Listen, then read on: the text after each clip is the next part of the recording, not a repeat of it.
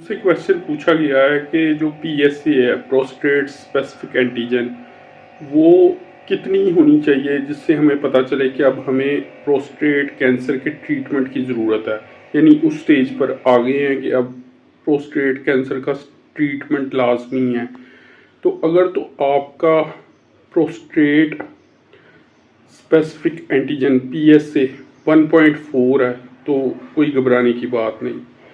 ये तकरीबन 40 years of as तक होता है। इवन दैट के 70 ईयर्स ऑफ एज तक 3.5 चला जाता है बाज़। लेकिन अगर आपका पीएसए 10 से 20 है फिर भी कोई मसला नहीं।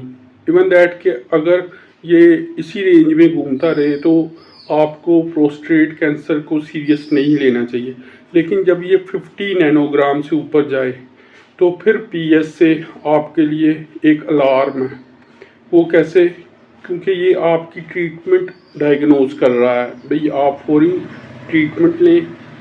लेकिन ये लेट ईयर्स ऑफ एज में होता है तो इसलिए भी अगर आप इसका इलाज नहीं भी करवाते, क्योंकि 90% इलाज की ज़रूरत नहीं पड़ती, क्योंकि इसका बेसिकली जो ट्रीटमेंट है वो ज़्यादा ख़तरनाक है, क्योंकि इलाज इसका तकलीफ दे है। तो इस चीज़ को आपने मद्देनज़र रखना है। इसके अलावा आप कोशिश करें कि बेहतर ग़िज़ा खाएं, एक्सरसाइज करें, तो आप सेहतमंद रहेंगे।